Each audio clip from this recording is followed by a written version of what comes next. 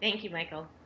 Well, I'd like to start with Jennifer and to talk about the recent article that you had published in the Washington Post with a colleague of yours, Elizabeth Zechmeister. And you said that you've done 10 years of research into how U.S. public opinion is shaped by perceived terrorist threats. So can you share with us some of the main findings of that research?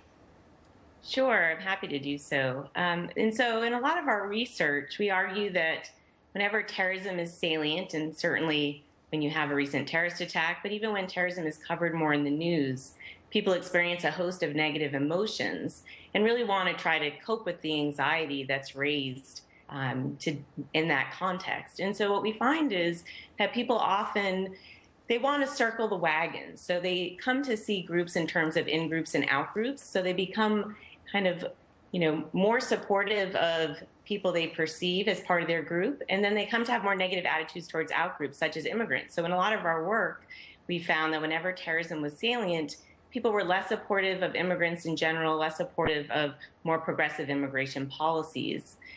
What they also do is rally around strong leaders and even look for leaders to rescue them from the crisis situation. And so they don't just look for such leaders, they actually project stronger leadership qualities onto particular individuals.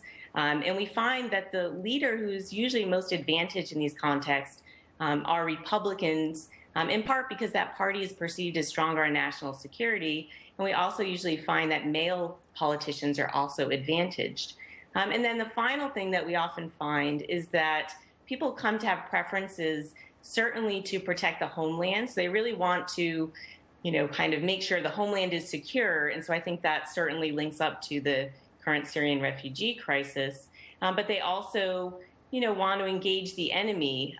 Though in that sense, it depends on whether people are made fearful or angry in reaction to terrorist threats.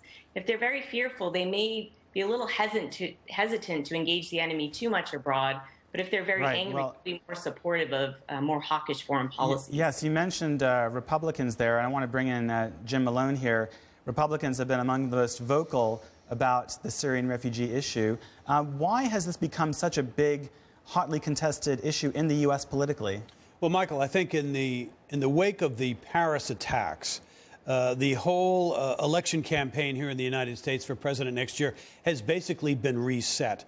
There's a much greater emphasis now on the threat of terrorism, on national security, and it's being exhibited in Congress with legislation they passed last week, also among the state governors who've expressed the desire in many cases not to accept any Syrian refugees, but also in the presidential campaign for sure. Outspoken Republicans like Donald Trump talking about starting a database to monitor Muslims, certainly talking about blocking the refugees from coming in. So it has created a bit of a firestorm in the country. There is a bit of fear out there in the wake of Paris, and all the politicians, I think, in the country right now are trying to deal with that. Democrats a bit differently from Republicans, but many Democrats supported the House bill last week that would halt that refugee program. Well, I wanted to ask Jennifer, what polling evidence have you seen about how the Paris attacks and the fear and concern that Americans have about terrorism has affected support for the main presidential candidates? Well, we are seeing, a boost with respect to perceptions of Donald Trump. So he certainly has benefited. And from our research, that's somewhat to be expected because he does, put himself forth as a very bold, assertive, aggressive leader. And that's the type of candidate people look for, especially when terrorism is salient. And we also see that Hillary Clinton is doing well. So even though she is, on the Democratic side of the aisle, and that party is usually a little weaker on terrorism, she has foreign policy experience, especially as Secretary of State. And so, we're seeing in polls that the public does perceive her as, one of the best candidates able to handle the issue of terrorism. And one of the issues that people are having to grapple with here in the U.S. is President Obama's plan to bring in 10,000 Syrian refugees in the next year. And I wanted to ask Jim, what has the response been to the Obama plan, and how has he reacted to that? Well, the Republicans are dead set against it. I saw a poll this morning out of Iowa among Republican caucus goers. They'll be voting February 1st. It was like 81% to 13% not to allow in the Syrian refugees into Iowa. So obviously there's a fear factor here.